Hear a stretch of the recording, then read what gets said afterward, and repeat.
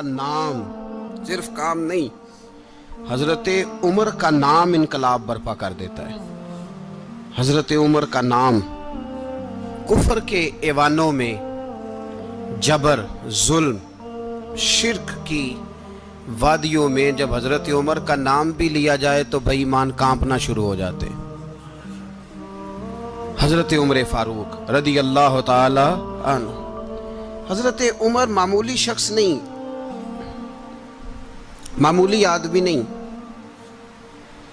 کچھ لوگ صدیوں کے بعد پیدا ہوتے ہیں اور کچھ لوگ ایسے ہوتے ہیں جو ایک ہی بار پیدا ہوتے ہیں، ان جیسا دوسرا پیدا ہوتا ہی نہیں، دوسرا ان طرح کا پیدا ہوتا ہی۔ حضرت عمر رضی اللہ تعالیٰ عنہ جیسی شخصیات پیدا ہی نہیں ہوتی دوبارہ۔ سارے صحابہ در رسالت مآب پہ خود آئے۔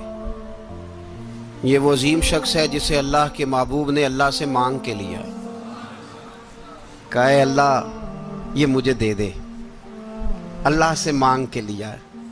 اس لیے صوفیاء کہتے ہیں کچھ مرید ہوتے ہیں، کچھ مراد ہوتے ہیں، کچھ مرید ہوتے ہیں، کچھ مراد ہوتے ہیں۔ مرید وہ ہوتا ہے جو چل کے آتا ہے، آ کے مرید ہوتا ہے۔ مراد وہ ہوتا ہے جسے کہا جاتا ہے کہ یہ کبھی میرا بن جائے نا، یہ کبھی آ جائے نا، میرا بن جائے، اس کو مراد کہتے ہیں۔ حضرت عمر مصطفیٰ کریم کی مراد ہیں، حضور کی مراد ہے۔ اللہم اعز الاسلام بے اسلام عمر ابن خطاب، اے اللہ اسلام کو عزت دے دے، میرے عمر کو کلمہ پڑھنے کی توفیق عطا فرما دے۔ اور کیسے دعا مانگی؟ او یار حضرت عمر کی تو اس فضیلت کا کوئی جواب نہیں دے سکتا، میرے رسول پاک علیہ السلام سب کے لیے ہی دعا مانگتے ہیں نا، حضور کی دعا عام ہے، لیکن مصطفیٰ کریم نے کعبے کا غلاف تھام لیا اور غلاف کعبہ کو حضور نے سینے سے لپٹایا اور سینے سے چمٹا کے کہا اے اللہ میں نے تو کبھی سوال ہی زیادہ نہیں کیے، میں کرنے آیا ہوں، مجھے عمر دے دے، عمر دے دے۔ حضور نے مانگ کے لیا۔ اور پھر جب جس کو حضور مانگے اللہ سے کہ حضرت عمر رضی اللہ تعالیٰ عنہ کا آج یوم شہادت ہے، میرا تو دل کرتا تھا کہ فجر سے باتیں شروع ہوں اور سارا دن ہی عمر کی باتیں ہوتی رہیں، سارا دن جناب عمر کی باتیں، سارا دن، اس لیے کہ ذکر جناب عمر کا ہوگا پر راضی اللہ کے رسول ہوں گے صلی اللہ، تو جاگ کے بیٹھیں، خوش ہو کے بیٹھیں۔ ہمارے ہاں منایا ہی نہیں جاتا، بابے اللہ کی تا ساؤن بھادروں اسو کتا تے منڈے جنوری فروری، تو اسلامی سال بھی گیا اور وہ تاریخیں بھی ساری گئیں۔ یکم محرم امت مسلمہ کے لیے بہت بڑا دن ہے، بہت بڑا دن، یہ شہادت ہے حضرت عمر فاروق کی رضی اللہ تعالی عنہ۔ یہاں چھوٹی چھوٹی باتوں پہ گورنمنٹ چھٹی کرتی پھرتی ہے، چھوٹی چھوٹی باتوں، الیکشن ہو گیا تو چھٹی، فلاں جگہ پہ تھوڑا سا کسی نے خبر دے دی کہ کوئی پریشانی ہے تو چھٹی، فلاں جگہ یہ ہو گیا تو چھٹی، یہاں تک کہ فلاں وزیر صاحب فلاں علاقے میں آئیں گے تو سارے علاقے کو چھٹی۔ اور اب تو اس سے بڑا حال ہونے لگا ہے، اگر جن لوگوں کی سندھ میں حکومت ہے ان کے لیڈر کا دن آیا تو اس دن چھٹی، اور جن کی پنجاب میں حکومت ہے ان کا دن آیا تو چھٹی۔ ہمارا مطالبہ ہے حکومت پاکستان سے، اگر سر اٹھا کے جینا چاہتے ہو تو یکم محرم کو چھٹی کیا کرو، اگر سر اٹھا کے جینا چاہتے ہو تو یکم محرم کو چھٹی کرو جناب عمر کے دن، اور ملت کے جوانوں کو بتاؤ کہ اگر عزت کی زندگی جینا چاہتے ہو تو اس طرح جیو جس طرح فاروق اعظم جی کے گئے ہیں، عزت اور وقار کی زندگی۔ جمہوریت حضرت عمر سے سیکھنی پڑے گی، حکومت کرنے کے طریقے حضرت عمر سے، رعایا کو سیکھنا پڑے گا کہ امیر کس طرح بنایا جاتا ہے اور امیر کس طرح کے ہوتے ہیں۔ یہاں لوگ ہمیں یورپ کی مثالیں دیتے ہیں، لوگ یہاں ہمیں آ کر کے امریکہ کی مثالیں، انہیں کیا پتا حکومت کیا ہوتی ہے؟ وہ کہتے ہیں جی وہ سائیکل پہ جاتا ہے ان کا حکمران۔ میں نے کہا وہ سائیکل پہ جاتا ہے؟ میرے عمر فاروق مدینے سے مکے گئے تھے تو پیدل ہی حج کرنے چلے گئے، پیدل ہی۔ اور جناب عمر فاروق رضی اللہ تعالیٰ عنہ عید کی نماز پڑھانے گئے، عید کی نماز عمر خطبہ عید دینے گئے۔ اور اس زمانے میں کون سا غریب ہے جو ننگے پاؤں جاتا ہو؟ کون سا غریب ہے جو مسجد ننگے پاؤں جاتا ہو؟ لوگوں نے تو 3 قسم کی چپلیں رکھی ہوئی ہیں، ایک مسجد جانے کی علیحدہ ہے، گھر پہننے کی علیحدہ ہے، شادی بیاہ پہ جانے کی چپل علیحدہ ہے۔ حضرت عمر فاروق رضی اللہ تعالیٰ عنہ نکلے عید کا خطبہ دینے کے لیے، تو بیوی سے کہنے لگے جوتا، اس نے کہا صاحب اتنی دفعہ ٹوٹا ہے اب گانٹھا نہیں جا سکتا، اتنی دفعہ ٹوٹا ہے کہ اب دوبارہ پیمند نہیں لگ سکتے۔ تو حضرت عمر کہنے لگے چل کوئی حرج نہیں، بغیر جوتے کے ننگے پیر ہی چلتے ہیں، کوئی حرج نہیں۔ تو کہنے لگے لوگ کیا کہیں گے؟ فرمایا چپ کر، لوگ جس دن عمر نے یہ دیکھ لیا نا لوگ اس کے بارے میں کیا کہتے ہیں، اس دن عمر عمر نہیں رہے گا۔ تو کہا پھر آپ کا نظریہ کیا ہے؟ فرمایا میرا نظریہ یہ ہے کہ رب رسول میرے بارے میں کیا کہتے ہیں، لوگوں کا کیا ہے؟ لوگ کل کسی کے بارے میں کچھ کہتے ہیں اور پرسوں کچھ کہتے ہیں، میرا نظریہ یہ ہے کہ رب رسول میرے بارے میں ننگے پیر عمر جا رہے ہیں۔ کون جی؟ میں بڑا ماڑا۔ اچھا جناب، کیا غربت ہے؟ 10 قسم کے جوڑے لٹکے ہوئے ہیں کمرے میں، اور پہننے کی فرصت نہیں، سویرے کیا پہننا ہے، شام کیا پہننا ہے، 15 سوٹ کٹھے استری ہو کے لانڈری والا بھیج رہا ہے، اور تو غریب ہے، تو بہت بڑا غریب ہے۔ اس لیے کہ غربت پیسوں کی وجہ سے نہیں ہوتی، غربت تو دل کی ہوتی ہے۔ تو واقعی بڑا غریب ہے اور تو غریب ہی رہے گا۔ امیر تو عمر فاروق تھے، عمر فاروق تھے جو ننگے پاؤں چلے گئے عید کی نماز پڑھانے، تو رستے میں جو ملا کہنے لگا عمر جوتا تو پہن لو۔ فرمایا تمہیں عمر کا جوتا نہ پہننے کا نقص تو نظر آیا ہے، کوئی حرج نہیں، اگر عمر کو کبھی بتانا ہوا تو وہ والا نقص بتانا جو عمر کی سیرت میں پیدا ہو، کردار میں پیدا ہو، وہ والا نقص بتانا، یہ چھوڑو جوتے آتے جاتے رہتے۔ ننگے پاؤں گئے، پاؤں دھوئے، نماز پڑھائی، لوٹ آئے۔ او بھائی یہاں تو ہمارا بناؤ سنگار اترنا، جتنی توجہ کپڑوں کی طرف ہے اتنی توجہ کبھی ہماری علم کی طرف ہوتی نا، جتنا ذوق شوق ہمارا بناؤ سنگار کی جانب ہے، اتنا بناؤ سنگار کبھی ہمارا اخلاقیات کی جانب ہوتا تو معاملات بڑی حد تک سنورے ہوئے ہوتے۔ حضرت سیدنا فاروق اعظم رضی اللہ تعالی اپنی زندگی کو ترتیب دیا، ایک دن بھی خلافت نہیں مانگی اللہ سے۔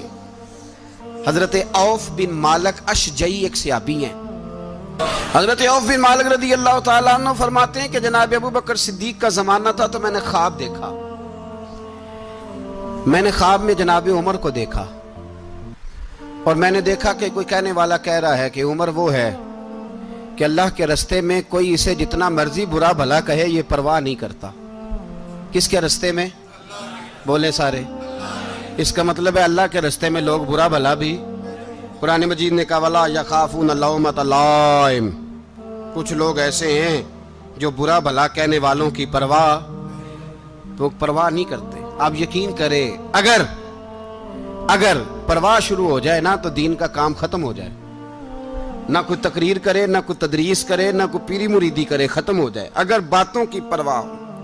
لیکن وہ پرواہ، حضرت عوف بن مالک اشجعی کہتے ہیں میں نے خواب میں دیکھا کہ عمر وہ ہے جو کسی کی پرواہ، اور دوسری بات میں نے یہ دیکھی کہ عمر خلیفہ بنے گا، اور تیسری بات میں نے خواب میں یہ دیکھی کہ عمر شہید بھی کیا جائے گا، عمر شہید بھی ہوگا۔ یہ میں نے 3 باتیں خواب میں دیکھی۔ فرماتے ہیں میں نے آ کے خواب حضرت ابو بکر صدیق کو سنائی، وہ خلیفہ تھے، وہ کہنے لگے ٹھہر جا میں عمر کو بلاتا ہوں، اس کے سامنے دوبارہ سنانا، اس کے سامنے۔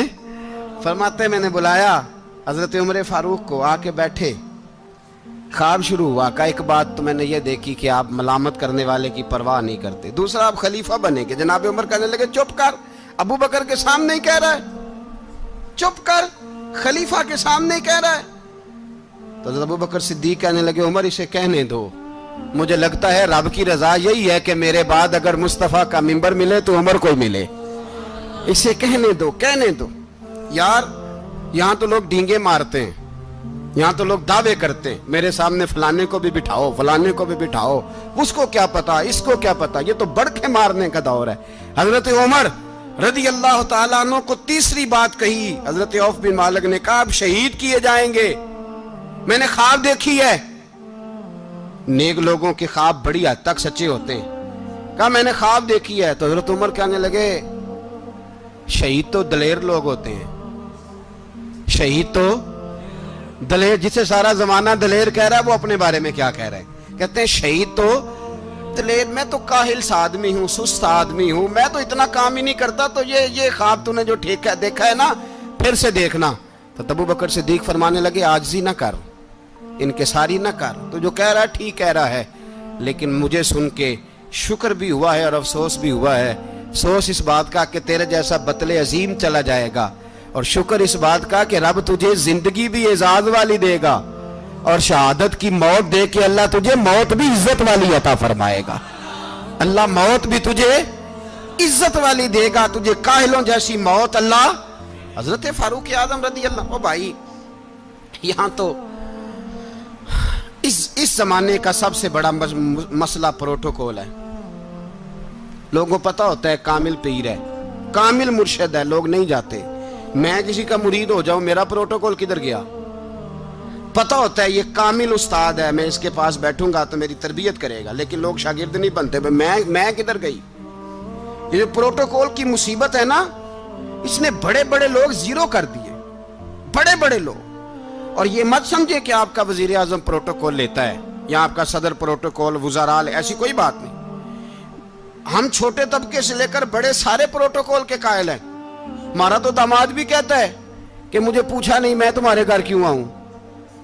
हमारा तो भाई हर शख्स ऐलान करता है प्रोटोकॉल का, फलाने ने इज्जत नहीं दी तो वापस आ जाओ, फलाने ने सलूट नहीं किया तो वापस आ जाओ। लोग जहां सलूट करना चाहिए वहां भी सलूट कराने के कायल हैं।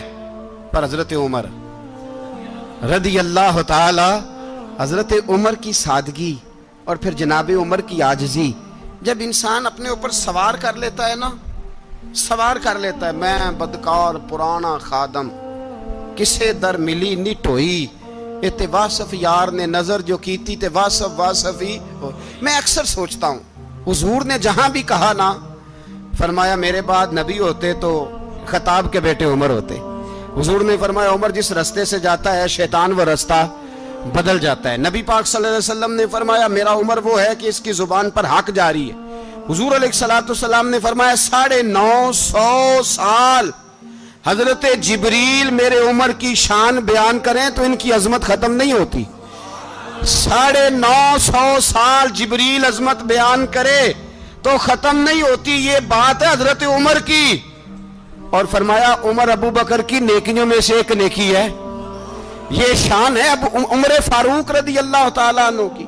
हुजूर ने फरमाया मेरे बाद नबी होते तो उमर होते, जिस गली से उमर आए शैतान रास्ता बदल जाए। मेरे उमर फारूक की शान 950 साल बयान हो तो खत्म ना हो। उमर की जुबान पर अल्लाह हक बयान करता है, जो उमर कहता है वही रब कर देता है। हुजूर सारी जिंदगी फजीलतें बयान करते रहे, उमर जवाब में क्या कहते हैं? कोई बताए ना कि ये वाली हदीसें कभी उमर ने भी रवायत की हो कि हुजूर ने मेरे बारे में ये कहा है। ये रवायतें वो रवायत नहीं करते। उनसे जब लोग कहते उमर तेरी बड़ी बात है तो उमर रो पड़ते, कहते मैं तो ऊंट चराने वाले बाप का बेटा हूं, मैं तो ऊंट चराने वाले बाप का बेटा, ऊंट चरा। इससे आगे उमर गए ही नहीं सारी जिंदगी, इससे आगे लफ्ज ही नहीं अदा की। और मैं तो भाई ऊंट चराने वाला, मेरा बाप तो ऊंट चराया करता था, 10 ऊंट थे, मेरी ड्यूटी होती थी, संभाले नहीं जाते थे, अब्बा डंडों से मारता था। सारी जिंदगी उम्र हाज करने गए, एक खुश्क तना खजूर का उमर फारूक रदी अल्लाह ताला अन्हु ने उसको अपने कलावे में लिया, रोने लगे। लोगों ने कहा उमर क्या हुआ? फरमाने लगे यहां मैं ऊंट चराया करता था, यहां मैं ऊंट चराता था, 10 ऊंट संभाले नहीं जाते थे। देखो रसूलुल्लाह की शान, आज सारी उम्मत चलाने का तरीका अता फरमा दिया है। सारी नजरिए से प्यार। यार पैसा किसको बुरा लगता है? आप जिस आदमी की 50 करोड़ की प्रॉपर्टी है उसको पूछें सबसे गरीब, आपको वही नजर आएगा। वो कहेगा मैं टाइट हूं, हालात बड़े। मैं कई बार पूछे उन्होंने, मैं आखे तो तर्जमा भी 10 छड़ो की, हमें तो समझ नहीं आती। और टाइट हालात कौन से होते हैं जी? जिस आदमी का करोड़ों में कारोबार है ना, उसको आप छेड़े वो रोने लग जाएगा, रोने। तो कई मैंने ऐसे देखे हैं, किराए का मकान है, उनसे पूछे साहब क्या हाल है, तो कहते हैं जितनी अल्लाह ने शान वाली जिंदगी हमें अता की है किसी को नहीं दी हुई। इसका मतलब है खुशी भी यही है और गम भी यही है। अंदर से खुशी है, अंदर से ही। तूने अगर राजी रहना है तो इधर से रहना है, नाराज रहना है तो बस अपने आप को खुश रखेगा तो हो जाएगा। सारे सहाबा मिल के आए, कहने लगे उमर फारूक से कहना है नबी पाक के जमाने में तो ज़ाहिरन गुर्बत थी, अबू बकर के दौर में भी गुर्बत थी, अब तो बड़ा माल है। عمر سے سفارش کرو کہ عمر نیا کرتا پہنا کرے. ملکوں کے سفیر آتے ہیں, عمر وہی پھٹی پرانی چادر اوڑھ کے اور وہی کئی جگہ پہ پیوند لگے سوٹ پہن کے سفیروں کے سامنے بیٹھ جاتا ہے. عمر کو مشورہ دو. طے ہو گئی بات. سب نے جب مشورہ دے لیا تو سارے کہنے لگے یہ بتاؤ شیر کی مونچھ کو ہاتھ کون لگائے گا؟ کہنا کس نے ہے؟ بندہ بھی تو ڈھونڈو نا. میں کہا جناب میرا یہ خیال ہے کہ مولا علی شیر خدا کہیں گے, کیونکہ جس شخص کی عمر کو سب سے زیادہ حیا کرتے دیکھا وہ شیر خدا مولا علی ہے رضی اللہ تعالی. علی کہیں گے اس لیے کہ جناب علی تو کئی دفعہ جب گفتگو کرتے تھے تو حضرت عمر چپ کر جاتے تھے اور فرماتے تھے علی نہ ہوتا تو میں ہلاک ہو جاتا. تو کہا علی سے کہو. جناب علی شیر خدا کو بلایا. کس کام کے لیے جی؟ اللہ اکبر. یہ ذرا اپنے اس دور پہ اس بات کو ذرا لاکا جناب ان سے کہیں کہ زیادہ نہیں, ایک کرتا نیا پہن لے. سفیر آتے ہیں, وزیر آتے ہیں تو ایک کرتا نیا پہن لے. حضرت علی کو بلایا. آپ فرمانے لگے کوئی اور بات ہوتی تو میں کہہ دیتا, یہ والی میں نہیں کہہ سکتا. کوئی اور ہوتی تو میں عمر کو کئی دفعہ کہہ دیتا ہوں, جلال میں بھی تو سن, یہ والی میں نہیں کہہ سکتا. میں تمہیں ایک مشورہ دیتا ہوں. کہا وہ کیا؟ کہنے لگے سیدہ عائشہ صدیقہ سے کہو, وہ مومنوں کی ماں ہیں, عمر ٹالے گا نہیں. اماں جی سے جا کے کہا اماں جی نیا کرتا عمر سے کہیں پہن لیں. وزیر آتے ہیں, بڑے بڑے لوگ, تو چلو کوئی عرض نہیں. اماں جی نے کہا اچھا کوئی بات نہیں میں بلا لیتی ہوں. جناب عائشہ نے پیغام بھیجا. جب خادم نے کہا نا مصطفیٰ کے گھر سے پیغام آیا ہے, تو 20 لوگ بیٹھے تھے. عمر کانپتے ہوئے اٹھے, کانپتے دوڑے. حضرت عائشہ پردے میں تھی تو فرماتی ہیں عمر اتحیات کی حالت میں بیٹھ گئے. کہا اماں جی دیر تو نہیں ہو گئی مجھے آنے میں؟ کہا نہیں ٹائم پہ آ گئے ہو. کس لیے بلایا تھا؟ کہا عمر دیکھو غربت کے معاملات اور ہوتے ہیں, جب اللہ آسانی دے تو کوئی چیز استعمال کرنا حرام نہیں ہوتی, اگر حرام ہے تو بتاؤ. کہا نہیں اماں جی حلال ہی ہے. تو فرمایا پھر اتنے سفیر آتے ہیں, مشیر آتے ہیں, اب تو مال غنیمت بڑا آتا ہے, ڈھیر لگ جاتے ہیں مسجد میں, تو چل ایک نیا کرتا تم بھی پہن لیا کرو. اور آپ نیا کرتا پہنو گے تو دھاک بیٹھے گی غیروں پر. تو صحابہ کا مشورہ ہے کہ آپ نیا لباس پہنے. اماں جی کہتی ہے میں نے حکم دیا تو عمر چپ کر گئے, گردن جھک گئی. تھوڑی دیر کے بعد سیدنا عمر فاروق نے سر اٹھایا تو داڑھی پہ آنسو گر رہے تھے, رو پڑے. کہنے لگے پاک محبوب کی پاک بیوی جیسے حکم کرتی ہو میں حاضر ہوں, پر مجھے وہ والا لباس پہنانا جو میرے مصطفیٰ نے پسند فرمایا ہے. اگر یہ رنگ رسول پاک کا ہے تو میں حاضر ہوں, اور اگر نبی پاک کا نہیں تو پھر جیسے آپ حکم کریں. جناب عائشہ کہتے ہیں عمر روئے تو میں زیادہ روئی, میرا پلو بھیگ گیا آنسوؤں سے. میں نے کہا عمر آپ جائیے. عمر یوں نکلے تو جو صحابہ کھڑے تھے وہ کونے میں تھے, سارے آ گئے. کہا اماں جی کیا بناؤ؟ فرمایا بھائی تم سب جو باتیں کہتے ہو وہ اپنی جگہ ٹھیک ہیں, پر عمر جو بات کرتا ہے وہ سب سے زیادہ ٹھیک ہے. عمر جس پہلو پر بات کرتا ہے وہ یار ایسی عاجزی, ایسا رنگ, ایسا انداز, ایسا طرز حیات, ایسی زندگی. اولاد کے معاملے میں لوگ بزدل ہو جاتے ہیں, بزدل. پر حضرت عمر کا بیٹا مصر گیا, وہاں سے کمائی کر کے لایا, تجارت کرنے گیا, لاکھوں کا مال. کون سا باپ ہے دنیا میں جس کا بیٹا باہر سے پیسے لے کے آئے تو ابا تفصیل پوچھے کہ بیٹا کہاں سے کمائے, کہاں سے لایا, کتنے ملے, کیوں آئے؟ کون سا باپ تفصیل پوچھتا ہے؟ ابا تو کہتا ہے لا صحیح, اور تعریفیں کرتا ہے میرا بیٹا بڑی کمائی کرتا ہے. کبھی پوچھا ہے اس سے کہ ڈیوٹی صحیح دیتا ہے کہ نہیں؟ کبھی پوچھا ہے کہ تو ایمانداری کی روزی لاتا ہے کہ حرام کی کماتا ہے؟ یہ باپ کی ذمہ داری ہے, یہ اماں کی ذمہ داری ہے. پھر کہتا ہے بیماری کیسے آ گئی, پریشانی کیسے آ گئی؟ تو نے کبھی سوال کیا اپنی اولاد سے؟ حضرت عمر فاروق رضی اللہ تعالیٰ عنہ کا بیٹا مصر سے پیسے کما کے لایا تو جناب عمر نے بلایا, فرمایا بیٹے اتنی تو تیرے پاس راس ہی نہیں تھی, تھوڑے سے تو پیسے لے کے گیا تھا, اتنی کمائی کیسے ہو گئی؟ اتنے تو پیسے نہیں تھے صاحب, کہاں سے کمائی لائے؟ اس نے کہا ابا جی وہ جو میرے چچا ہے نا مصر کے گورنر, آپ کے دوست, انہوں نے میری مدد کی ہے. فرمایا جتنے لوگ گئے تھے سب کی ہے مدد اس نے؟ کہا نہیں صرف میری کی. فرمایا تیری کیوں کی؟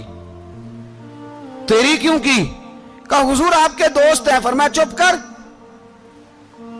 حضور انہوں نے مجھے اتنے پیسے دیے, میں نے کاروبار میں ڈالے تو نفع آیا تو میں ان کی رقم دے کے. فرمایا خاموش ہو جا. باقی جتنے لوگ گئے تھے سب کی مدد کی اس نے؟ کہا نہیں حضور صرف میری کی. فرمایا اس نے تیری مدد نہیں کی, اس نے خلیفہ کے بیٹے کی مدد کی, اس لیے کہ وہ خلیفہ کو اپنے حق میں نرم کر سکے. فرمایا آدھا مال تیرا ہے, آدھا مال غنیمت کا ہے, مال خزانہ کا ہے, مسلمانوں کا ہے, اس لیے کہ تو جو وہاں سے مال کما کے لایا ہے وہ اپنے باپ کے خلیفہ ہونے کی وجہ سے کما کے لایا ہے, لہذا رکھ ادھر. یہاں کہتے ہیں کدھر سے آیا, کیسے آیا, کون سا حساب دیں, کیا کریں. او بھائی حضرت عمر رضی اللہ تعالیٰ عنہ کا اپنی اولاد کے بارے میں یہ رنگ ہے. ایک جنگ سے نا خوشبو آئی, خوشبو بڑی مہنگی ہوتی تھی, عرب میں خوشبو آج بھی بڑی مہنگی ہے, وہ زیادہ استعمال کرتے ہیں. میری باتوں کی سمجھ آ رہی ہے میرے بھائی؟ بڑی مہنگی خوشبو تھی. جب وہ خوشبو آئی تو حضرت عمر نے کہا, گھر میں پہلے پہنچی حضرت عمر کے, چونکہ زیادہ عورتیں استعمال کرتی تھی گھر کے اندر خوشبو, مرد بھی لگاتے تھے. حضرت عمر نے اپنی بیوی سے کہا, آپ کی زوجہ تو تھی وہ بڑی خوشبو کو پسند کرتی تھی. حضرت عمر نے اپنی زوجہ سے کہا کہ خوشبو لاؤ, میں نے ایک عورت کی ڈیوٹی لگائی ہے, وہ خوشبو تول کے نا تو حصہ برابر صحابہ میں بانٹ دے گی. تو آپ کی زوجہ کہنے لگی کسی بی بی کی ڈیوٹی لگانے کی کیا ضرورت تھی, میں جو موجود تھی میں بانٹ دیتی ہوں تول کے حصہ برابر. آپ نے فرمایا نہیں تو رہنے دے, اور فلانی بی بی بانٹے گی. کہا حضور میں نے بھی بانٹنی ہے, میرے پہ کچھ شک ہے؟ آپ نے فرمایا نہیں, تو تفصیل نہ پوچھ, تو خوشبو دے دے, کوئی اور بانٹے گی. خاتون خانہ تھی نا, کہنے لگی نہیں مجھے بھی آج آپ کو بتانا ہی پڑے گا کہ کوئی جو بانٹ سکتی ہے تو میں کیوں نہیں بانٹ سکتی. زوجہ کہتی عمر نے بات کی تو میری چیخیں نکل گئی. حضرت عمر فرمانے لگے جب تو خوشبو بانٹے گی نا تیرے ہاتھوں کو بھی لگے گی, تیرے دوپٹوں کو بھی لگ جائے گی. اگر رب کریم نے مجھ سے سوال پوچھا کہ عمر خوشبو تو مسلمانوں کی تھی, تیری بیوی کے دوپٹے کو کیوں لگ گئی, تو میں اللہ کے حضور کیا جواب دوں گا؟ اگر اللہ نے یہ سوال کیا کہ تیری بیوی نے کیوں لگائی, وہ تو حصہ تھا مسلمانوں کا, تو نے تیری بیوی نے کیوں لگائی؟ تو فرمایا میں نہیں چاہتا کہ اللہ کے حضور مجھے اور تجھے باز پرس ہو, لہذا کسی اور کو بانٹنے دے. زوجہ روئی اور تڑپ کے کہنے لگی عمر مجھے لگتا ہے صبح قیامت بھی تیری بیوی ہونے کی وجہ سے اللہ مجھے جنت عطا فرما دے گا, تیری زوجہ ہونے کی برکت سے. بھائی یہ معیار رکھا, خدا کی قسم ایسا شخص تاریخ میں دوبارہ نہیں آیا. اتنا بڑا آدمی, اتنا بڑا شخص, اتنا بڑا آدمی, اور پھر رنگ یہ ہے کہ عمر 22 لاکھ مربع میل کا حکمران, 22 لاکھ, اور کھجور کے درخت کے نیچے مٹی کا ڈھیلا لے کے سو گئے ہیں, پرواہ کوئی نہیں, کوئی مسئلہ ہی نہیں. 2 غلام ساتھ بیٹھے تو ایک روٹی حضرت عمر نے گھر سے منگوائی, تھوڑا سا سرکہ, تو غلام کہنے لگے ہم نے بھی کھانی ہے. فرمایا کوئی حرج نہیں, روٹی کو پیٹ بھر کے کھانا ضروری تو نہیں, 3 حصوں میں بانٹ لیتے.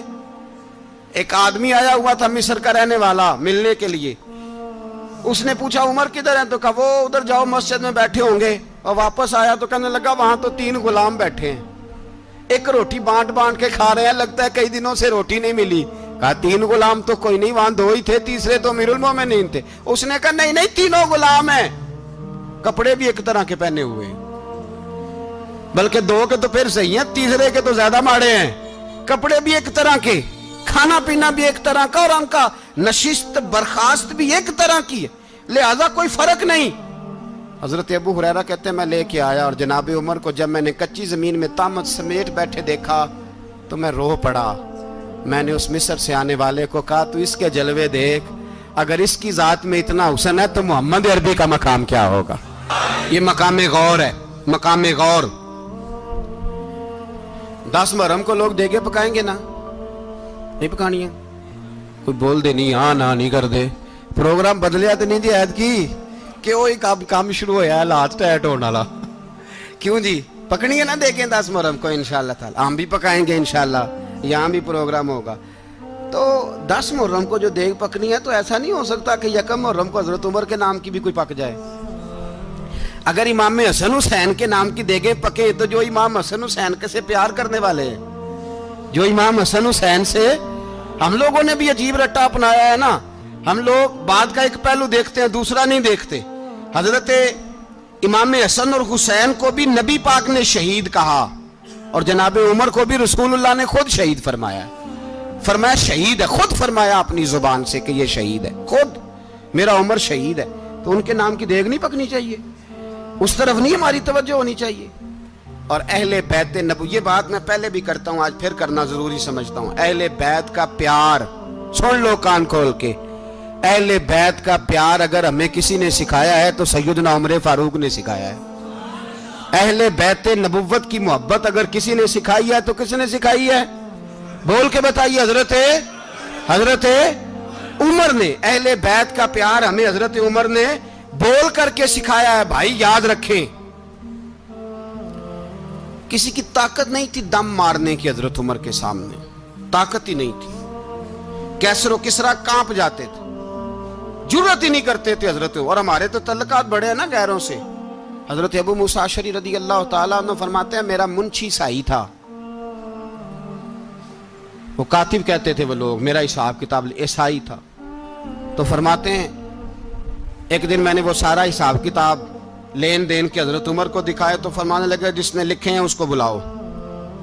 کہنے لگے ضرور مسجد نہیں آ سکتا۔ کیوں نہیں آ سکتا؟ کہنے لگے وہ عیسائی ہے۔ کہتے ہیں حضرت عمر جلال میں آ گئے۔ آپ فرمانے لگے جنہیں رب دور کرتا ہے تم کیوں قریب کرتے ہو؟ جنہیں اللہ دور کرتا ہے۔ فرمایا تم غیروں کو اگر عہدے دو گے تو اپنوں کا کیا بنے گا؟ اگر تم غیروں کو عہدے دو گے تو اپنوں کا۔ یہ سوچ ہے جو آج برما کے مسلمانوں کے لیے بھی ضروری ہے۔ کہا اگر تم غیروں کو عہدے دو گے تو اپنوں کا۔ ہم نے غیروں کو عہدے دیے تو دیکھا نا اپنے کس طرح کاٹے جا رہے ہیں۔ غیروں کو جو عہدے دے دیے جرانے سارے غیروں سے، روز دعویٰ ہوتا ہے چین ہمارا سجن ہے، چین ہمارا دوست ہے۔ او بھائی دوست ہے تو اس سے کہو نا کہ برما تو تمہاری ایک چھوٹی سی ریاست ہے، چین کے بغیر تو وہ سانس بھی نہیں لے سکتا۔ اس کو کہو نا اس حکومت پہ دباؤ ڈالے۔ لیکن ہم لوگوں نے غیروں کو عہدے دیے تو اپنے پس گئے۔ حضرت عمر کہتے تھے ذمی کا ہم ادب کریں گے، ذمی کافر کا ہم، ایسا کافر جو مسلمان ریاست کو قبول کرے، بدامنی نہ پھیلائے۔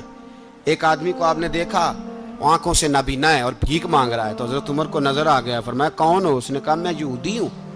فرمایا بھیک کیوں مانگتے ہو؟ کہا جب تک تندرست تھا مسلمانوں کو جزیہ دیتا تھا، بوڑھا ہو گیا ہوں کیا کروں؟ حضرت عمر نے گھوڑے کی پشت پہ بٹھایا، کافر کو گھوڑے کی پشت پہ بٹھایا اور بٹھا کے مدینے لائے۔ حضرت علی شیر خدا وزیر خزانہ تھے۔ فرمایا علی اس کا وظیفہ جاری کرو۔ کہا یہ کون ہے؟ فرمایا یہ یہودی ہے لیکن یہ ہمیں جزیہ دیتا رہا، بوڑھا ہو گیا بیچارہ، بھیک مانگنے پہ مجبور ہے، ہماری حکومت کے اندر رہتا ہے، اس کا پورا وظیفہ جتنا خرچہ اتنا وظیفہ لگاؤ۔ حضرت علی کہتے ہیں میں وظیفہ لگا رہا تھا اور وہ میرے نبی کا کلمہ پڑھ رہا تھا، وہ رسول اللہ کا کلمہ پڑھ رہا تھا۔ یہ مزاج، یہ نہیں کہ کافر۔ حضرت عمر نے گورنروں کو خط لکھے تھے کہ زبردستی کسی کو مسلمان نہیں کرنا، جہاں ان کی عبادت گاہیں بنی ہو گرانی نہیں، کوئی مندر کوئی گرجا ضائع نہیں کرنا۔ اسلام سب کو جینے کا موقع دیتا ہے، پر بے ایمانو ظالموں بدذاتوں تمہیں یہ کہتا ہے کہ ہم تمہیں جینے کا موقع دیتے، تم بھی مسلمانوں کو جینے کا موقع دو۔ یہ جہاں بستے ہیں جہاں رہتے ہیں انہیں وہاں جینے کا موقع دو، انہیں بھی اللہ اکبر کہنے کا موقع دو، انہیں بھی قرآن پڑھنے کا موقع دو، انہیں بھی رسول اللہ پر درود پڑھنے کا موقع دو۔ ہمارے ملک میں عیسائی اپنی مرضی سے کھلے عام تبلیغ کرتے ہیں، یہاں تو چینل چلائے ہیں عیسائیوں نے۔ کسی مذہبی جماعت نے کبھی جلوس نکالا ہے کہ عیسائیوں کا چینل بند کرو؟ بولے نکلا ہے کہ نہیں نکلا؟